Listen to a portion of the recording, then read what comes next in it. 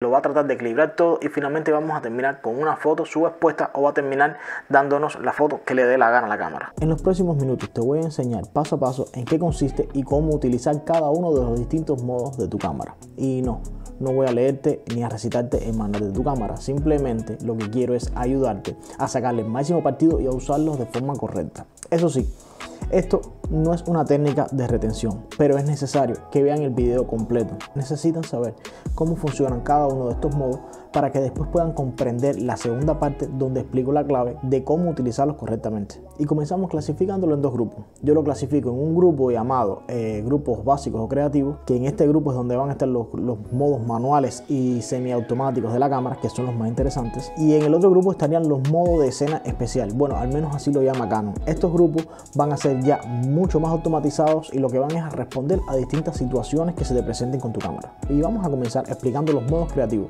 Se les llama así porque son los modos que más libertades le van a dar al fotógrafo a la hora de usar la cámara. Modo manual. Este es el segundo modo que más conocen todas las personas. En este modo vas a tener control total de la cámara y tendrás que configurar parámetros como velocidad de obturación, apertura de diafragma y sensibilidad ISO. Hay algunos parámetros que te pudieran quedar en automático, que no recomiendo que se queden en automático, como pudiera ser el balance de blanco. El balance de blanco nunca lo dejes en automático porque si trabajas en formato RAW vas a tener un pequeño problema a la hora de revelar esas fotos, pero si trabajas en formato JPG vas a tener un gran problema. El balance de blancos en automático te va a dar una temperatura de color distinta para cada foto si no lo configuras previamente. Modo AV o prioridad a la apertura de diafragma. En este modo vamos a manejar exclusivamente la apertura del diafragma de la cámara y los otros parámetros la cámara los manejará de forma automática.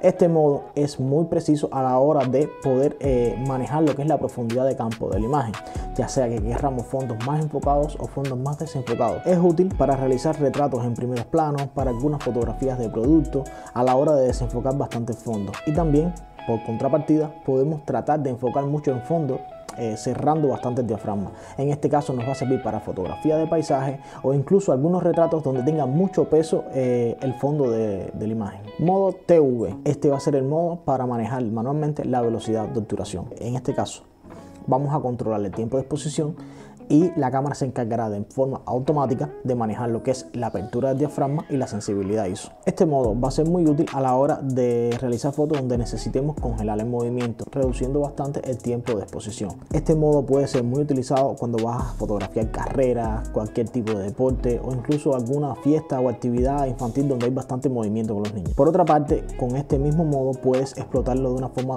un poco distinta y más bien sería aumentando el tiempo de exposición. De esta forma vas a obtener otros resultados creativos y te va a beneficiar en otras cosas, por ejemplo haciendo fotos de larga exposición. Con esto puedes mejorar la fotografía nocturna, también puedes hacer efectos como de agua sedosa. Se utiliza mucho para la astrofotografía, para fotografiar fuegos artificiales, se utiliza para dejar efectos de trazado y para dar sensación de movimiento, todo esto con fines artísticos. Modo programa. Ya este modo se está acercando bastante a lo que es el modo automático de la cámara, pero aún tenemos cierto control. En este caso nos va a permitir controlar lo que es la sensibilidad ISO de la cámara. Un uso práctico para este modo pudiera ser cuando realizamos fotografía donde hay poca luminosidad y necesitamos controlar el ruido en la imagen. Para esto vamos a decirle que el ISO se mantenga bien bajito y entonces la cámara se va a encargar de configurar los otros parámetros para que, por ejemplo, aumente el tiempo de exposición o para que abra más el diafragma, de forma tal de que en este caso que lo que estamos evitando es que salga el ruido, no salga. Por otra parte, puedes hacerlo distinto. Quizás quieres con fines artísticos que la foto tenga cierta cantidad de ruido o de granulado y entonces lo que haces es aumentar ese ISO y la cámara por su parte te va a intentar compensar esa exposición aumentando, por ejemplo, la velocidad de obturación o cerrando un poco el diafragma. Modo ADIP. Este modo, si más no me equivoco, creo que el que lo usa es Canon.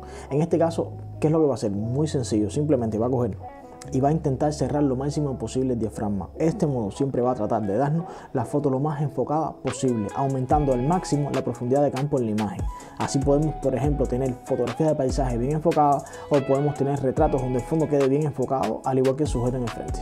Modos C1, C2 o C3. Hay cámaras que tienen hasta C1 y C2 solamente. Estos modos son muy versátiles y muy prácticos. ¿En qué consisten? Resulta ser que cada uno se comporta como el modo manual de la cámara. Es como si tuvieras 3 modos manuales en tu cámara, pero los diferencias gracia que en este caso ellos guardan los ajustes que le pongas. Es decir, que si pones C1 y configuras una serie de parámetros, cuando pongas C2 y al volver a C1 retomará los anteriores. Esto quiere decir que simplemente con un pequeño movimiento en el dial puedes cambiar de una serie de parámetros a otros. Es muy útil donde vas a estar trabajando simultáneamente con dos personas distintas, con ropas distintas o con condiciones de luz distintas, que tendrías entonces que en cada foto estar configurando la cámara nuevamente. Otro caso sería, por ejemplo, en las bodas puedes dejar un modo que esté configurado más equilibrado para cualquier tipo de fotografía y puedes configurar otro modo, el C2 por ejemplo en este caso, para preparar la cámara para ráfagas. Eso quiere decir que en el momento de lanzar el ramo o en el momento del anillo, en el momento del beso,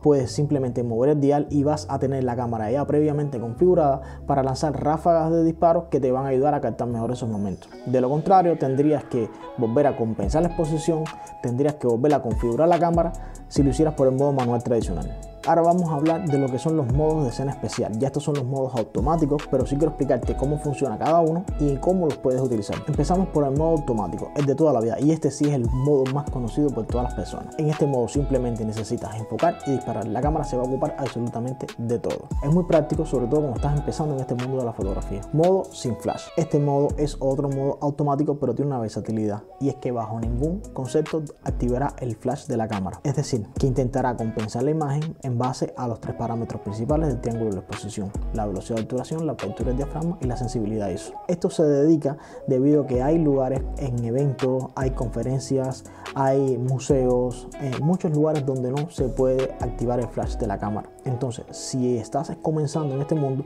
lo ideal sería usar este modo, porque ya de por sí no tendrás que configurar manualmente para aumentar la exposición de la cámara. Ella lo va a hacer por ti, pero no pudieras usar el modo automático porque si existiese falta de luz, entonces intentaría flashar la cámara. Estos modos que te voy a comentar ahora son modos derivados del modo automático de la cámara. ¿En qué se diferencian? Que ahora la cámara va a hacer unos pequeños ajustes para que se comporten de determinada forma la cámara en cada situación. Modo retrato. En este modo la cámara trabajará muchísimo en el diafragma con tal de desenfocar lo más posible el fondo de la imagen, pero manteniendo lo más nítido posible la persona o el sujeto. Esto le va a dar mucho peso y va a lucir muy profesional la imagen.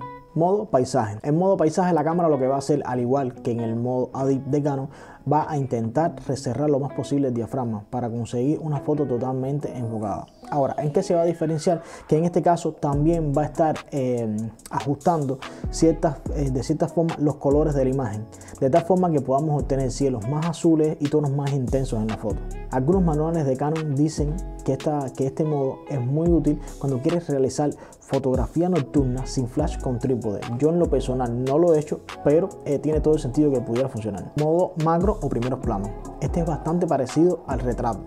En este caso igual la cámara va a intentar abrirle el diafragma bastante y va a intentar mantener muy nítido lo que es el sujeto de la imagen. En este caso el sistema lo que nos recomienda es que nos acerquemos bastante al sujeto. De esta forma nos va a dar mucha menos profundidad de campo y va a quedar con ese toque más artístico a la imagen. En este caso también la cámara va a intentar mejorar los colores de la imagen. Si tu lente es un teleobjetivo, se recomienda llevárselo a la máxima longitud focal para así desenfocar mucho más el fondo. En el momento que te vayas a acercar es necesario que tengas en cuenta la distancia mínima de enfoque de tu lente, de tu objetivo, que eso va a estar escrito en el frente de tu lente. Modo deportes. En este modo la cámara igual va a priorizar muchísimo lo que es la velocidad de obturación con el objetivo de congelar el movimiento. ¿En qué diferencia este modo de los otros? Que en este caso la cámara bajo ningún concepto va a activar el flash. O sea, va a intentar congelar el movimiento pero sin flashar. Este modo se recomienda usarlo con ráfagas para que de esta forma tengas varias imágenes de ese momento congelado. Y tenga en cuenta de que se debe utilizar en exteriores y de día, ya que como no acciona el flash de la zapata, puede quedar subexpuesta la imagen. Modo retrato nocturno. Este modo es un poco raro, realmente recomienda que se realice con fondos luminosos, recomienda que se use un trípode. Dice que la cámara va a activar el flash de zapata de haber poca iluminación, pero incluso la propia Canon te recomienda que si no rindiera como debe este modo, que pases al modo automático. En fin, yo no recomiendo mucho usarlo porque si no tiene mucho provecho. Y finalmente existen otra serie de modos que no son más que submodos de estos mismos que les estoy explicando, pero que ya pudieran ser infinitos porque realmente a diario pueden salir modos de cámara que son pequeños ajustes simplemente que les cambian para otro tipo de escenario, como pudiera ser comida, fotografía de niños, paisaje nocturno, panorámica, etcétera. Son muchas categorías distintas de modo que no los vamos a mencionar todos porque serían demasiados. De todas formas, si les interesara alguno en específico, pueden dejarme en los comentarios y yo con gusto lo busco la información y se las explico. Y ahora vamos a empezar con la segunda parte del video. Y es muy importante. Los modos anteriores que expliqué tienen una cosa en común, que dependen de la medición de la luz que haga la cámara. Para poder utilizar estos modos de forma correcta, nosotros tenemos que indicarle al sistema de la cámara en base a qué zona de la imagen necesitamos que haga los cálculos de exposición. Por ejemplo, digamos que tenemos un cielo soleado, un día con mucho sol, y tenemos el sujeto de nuestra imagen a la sombra. En este caso, nosotros debemos indicarle a la cámara de que la parte que deseamos exponer correctamente es la parte que está en la sombra. Porque si la dejamos que ella interprete la imagen completa, pues lo que hará seguramente es fijarse en el valor de luminosidad del cielo, de los árboles, del suelo y en todo caso un poco de lo que es el sujeto de la imagen. En conjunto hará una especie de cálculo donde lo va a tratar de equilibrar todo y finalmente vamos a terminar con una foto subexpuesta o va a terminar dándonos la foto que le dé la gana a la cámara. En el caso del ejemplo que les estoy contando sería que la cámara no se fije en los valores de luminosidad del agua, sino más bien de los cisnes que intentamos retratar en este caso. Para solucionar esto están los distintos modos de medición de la luz. Está la medición matricial, está la medición ponderada centro y está la medición puntual. Ahora se las explico en qué consiste cada una. La medición matricial. En este tipo de medición la cámara va a tener en cuenta la totalidad de la escena. Lo que va a hacer es lo que explicaba hace un momento. Va a tratar de hacer un cálculo para compensar la exposición en base a toda la información de la imagen. Esta no nos va a servir de mucho a no ser que estemos realizando fotografía de paisaje. Fuera de eso no recomiendo usarla. El tema es que necesitamos minimizar el área donde queremos que la cámara enfoque sus cálculos para que no termine haciendo lo que se le venga en gana.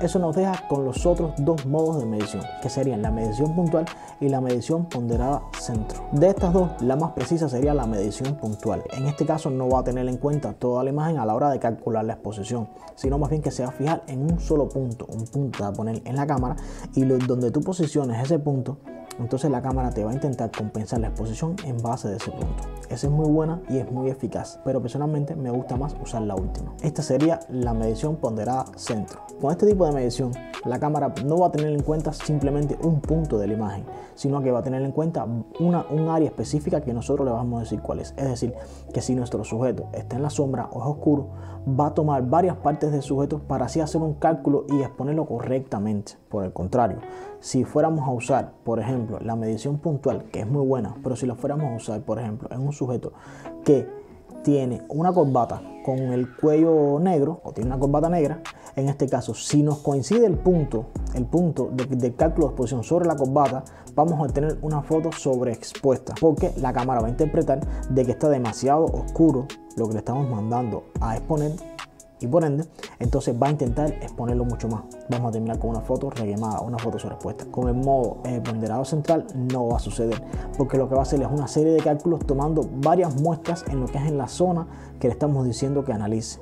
De esta forma, por ejemplo, si vamos a fotografiar los cisnes, se va a ocupar de observar la cantidad de luz que tiene el sujeto, que en este caso son los cisnes, pero no se va a fijar en el resto de la imagen, que es lo que es el agua que lo rodea. La única forma de sacarle el máximo partido a los modos automáticos o semiautomáticos de la cámara, exceptuando por supuesto el modo manual, es sabiendo explicarle a la cámara dónde tiene que hacer estos cálculos automáticos.